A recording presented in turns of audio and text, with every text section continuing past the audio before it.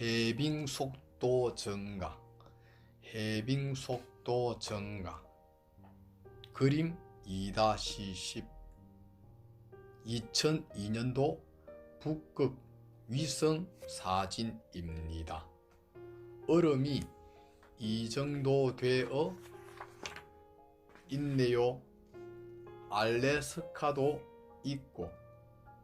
그런데 그림 2-11 2005년 위성 사진을 보면 79년에는 이 노란선까지 빙하가 다 채워져 있었던 것입니다. 그런데 보시는 바와 같이 이렇게 줄어들었습니다. 최근 해빙 속도가 급격히 증가해서 2007년 9월 한 주 동안 해빙된 빙하의 면적이 영국 면적의 2배에 달했다는 충격적인 뉴스를 영국 가디언지가 보도했습니다. 이러한 해빙 속도는 지금까지 기상학자들이 예상했던 속도와 전혀 다르다는 것입니다. 이 보도에서 NSIDA, 즉 미 국립설빙연구소의 통계를 이용 올여름 빙사는 유례없는 속도로 해빙되었고 빙하의 두께는 사상 최저로 얇아졌으며 올여름 캐나다 제북단에서 북서쪽으로 선박항해가 가능해졌다는 것입니다. 그림 2-12 이제는 북극 항해가 가능해졌습니다. 그 전에는 배가 직접 못 갔는데 이제는 갈 수 있게 된 것입니다.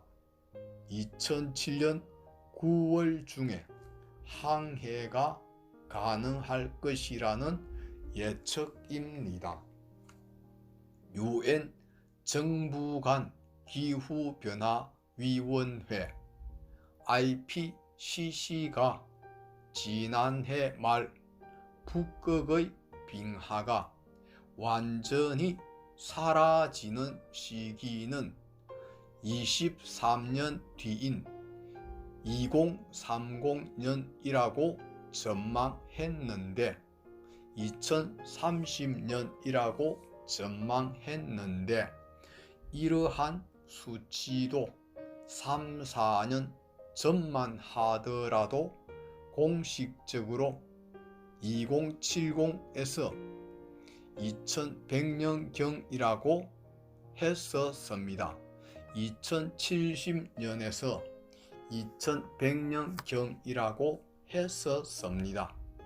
불과 3-4년 만에 2030년으로 40 내지 70년이 당겨졌는데 이마저도 2007년 12월 12일 나사 측의 발표에 의하면 시기가 무려 18년이나 당겨진 2012년 앞으로 불과 4년 후라고 하니 우선 황당함과 곤혹감이 앞섭니다.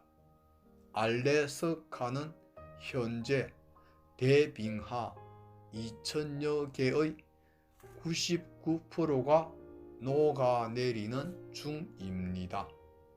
알래스카 주도에는 주노 빙하가 있었는데 그건 완전히 녹아 내렸답니다. 현재 남극도 북극과 마찬가지로 해빙과 함께 거대한 얼음 덩어리가 계속해서 떨어져 나가고 있습니다. 2008년 2월에는 서울시 면적만한 남극의 얼음 덩어리가 떨어져 나와서 화제가 된 바 있습니다. 그런데 우리가 간과하는 빙하의 또 다른 역할이 있음을 알아보기로 합시다. 태양빛이 지구로 들어오면 지표면에서 바로 반사를 하는데 눈과 얼음, 빙산은 햇빛의 90%를 반사하여 우주로 다시 내보냅니다. 그런데 빙하가 녹아버리면 물은 5 내지 10%밖에 햇빛을 반사하지 못합니다. 엎친 데 덮친 격이 되는 것이지요. 반사하지 못한 양만큼의 햇빛은 바로 열의 형태로 바다와 대기권에 흡수되므로 지구 빙산이 녹으면 녹을수록 더욱더 빨리 온난화가 가속된다는 것을 의미합니다. 그 다음으로는 이산화탄소의 가장 큰 저장소가 바로 바다입니다. 바닷물에 녹은 이산화탄소는 심해의 하이드레이트라고 하는 고체 화합물로 퇴적되는데 물의 온도가 낮으면 기체의 용해도가 높아 흡수가 많이 되고 물의 온도가 올라가면 반대로 용해도가 낮아 용해량이 급격히 떨어집니다. 온난화로 바다의 수온이 상승하면 이산화탄소의 용해도가 떨어져 대기 중의 이산화탄소 농도가 그만큼 증가하여 온난화를 더욱더 가속화시키는 악순환이 되는 것입니다. 1992년 그린랜드 빙하 그림 2-13A인데 10년간 이만큼이 녹았어요. 지난해 9월 조선일보에 2년 사이 북극 얼음이 얼마나 녹았나가 실렸습니다. 그림 2-14AB 비교 이만큼이 그냥 다 녹아버린 것입니다. 그런데 지난 2007년 12월 11일 약 한 달 전인 11월 17일 서페인 발렌시아에서 제출된 UN 다국간 기후 변화 보고서의 내용을 다 뒤집는 연구 결과가 나왔습니다. 앞서 잠깐 언급을 하였지만 이 발표 내용은 너무나 충격적이었습니다. 나사는 최신 위성 자료를 분석한 결과 북극의 빙하가 2012년 여름까지 모두 녹아내릴 것 같다고 발표한 것입니다.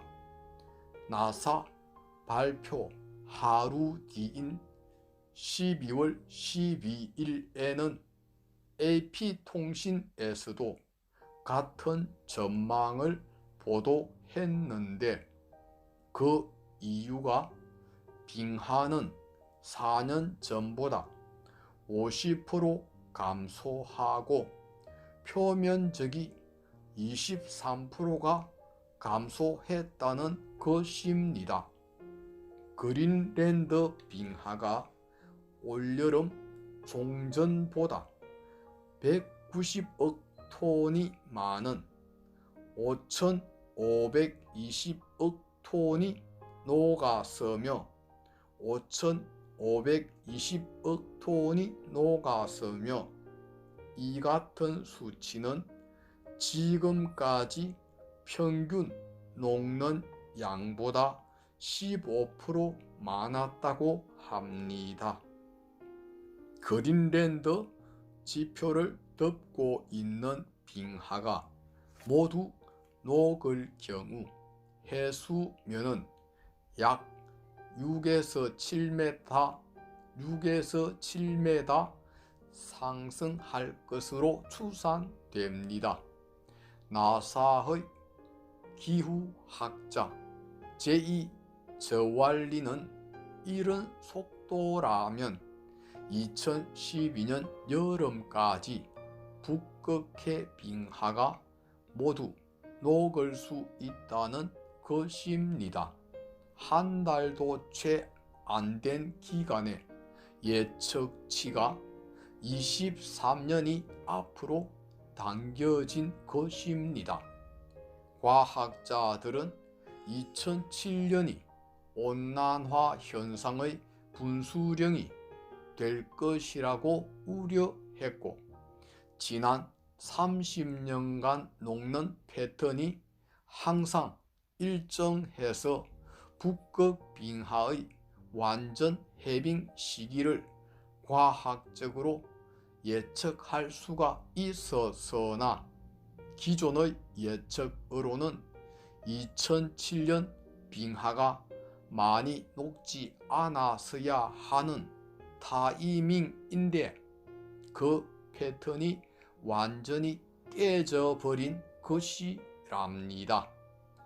권위 있는 기후학자인 제임스 헨슨 나사 연구원은 우리는 온난화의 티핑 포인트, 즉 변화가 급격히 확산되는 지점을 지나왔다고 지적하면서 뭔가 내려가는 조짐이 있으니까 예측이 가능한 것인데 이번에는 내려갈 타이밍에 올라가 버림으로써 그동안 다들 내려갈 것을 예상해서 계산을 하고 예측을 했었기 때문에 이러한 엄청난 오류가 발생한 것이라고 지적했습니다. 그림 2-15, 16 작년 4월 해빙으로 갈 곳 잃은 북극 곰이 얼음 위에서 어쩔 줄 몰라 하고 있네요. 참 안타깝죠. 이 모습을 여러분들도 신문에서 봤을 겁니다. 사진의 곰들은 얼마 후에 모두 죽었습니다. 움직임이 둔해 물고기를 마음대로 잡을 수 없을 뿐만 아니라 헤엄도 장시간 칠 수 없기 때문입니다. 그림 2-17 2007년 10월 31일에 찍힌 사진인데 매우 낯선 풍경이지요.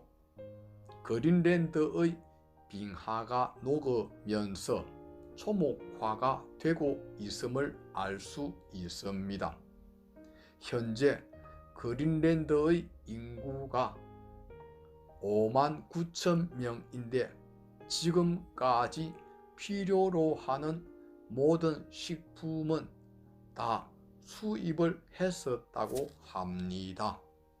그러나 이젠 온난화로 그린랜드에서 재배한 채소가 공급이 되기 시작하여 곧 자급자족할 것이라고 하는군요.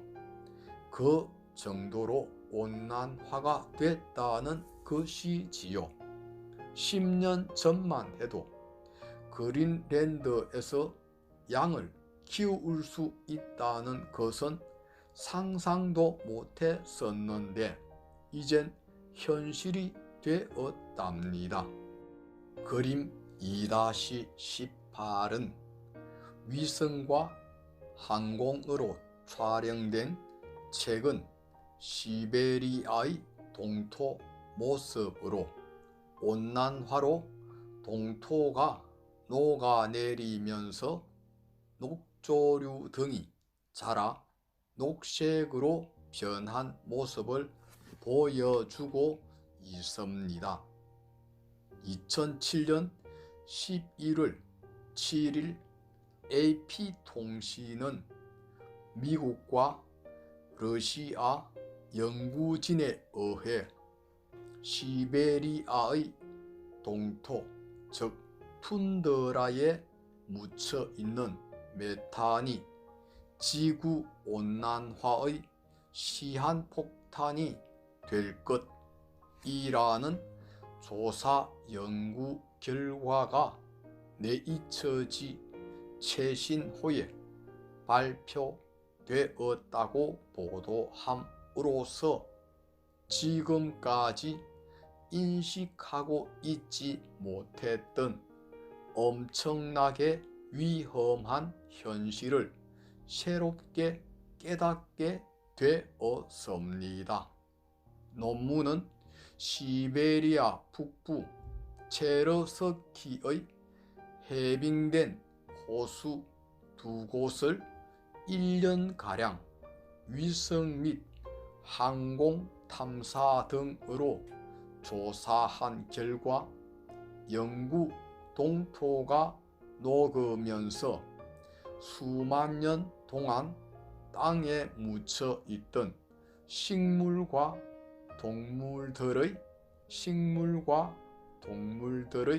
유기물들이 썩으면서 메탄이 급격히 방출되고 있음이 확인되고 메탄의 방출 속도는 예상보다 5배 이상임을 발견하였습니다. 메탄은 앞서 언급한 바와 같이 이산화탄소에 비해 온실 효과의 유발력이 23에서 30배나 강한 것으로 알려져 있습니다. 2007년 6월 러시아 과학 아카데미의 세르게이 지모프 박사 등도 사이언스지에 지구 온난화로 예도마로 불리는 시베리아와 알래스카의 영구 동토대가 녹으면서 수만 년 동안 땅속에 있던 5천억 톤에 이르는 엄청난 양의 유기탄소가 메탄가스화되어 대기로 방출될 위험이 있다고 경고한 바 있습니다. 이러한 양은 화석 연료의 연소를 통해 매년 대기 중에 방출되는 탄소량의 100배 정도라고 AP통신이 전함으로써 현재 전 지구적으로 행해지고 있는 이산화탄소 감소 노력이 한낱 무위에 지나지 않을 수도 있다는 것을 암시하고 있습니다. 그림 2-19 온난화로 온도가 올라가니 나라 전체가 물에 잠기는 투발루 기사를 보셨을 겁니다. 부총리가 우리나라에 와서 전 세계에 SOS를 쳤습니다. 투발루는 태평양 한가운데 피지 바로 위쪽에 있는데 해안은 연 1m씩 연 1m씩 잠깁니다. 그런데 주위의 국가에서 이주민들의 이민을 받아주질 않고 있습니다. 너무도 안타까운 현실이지요.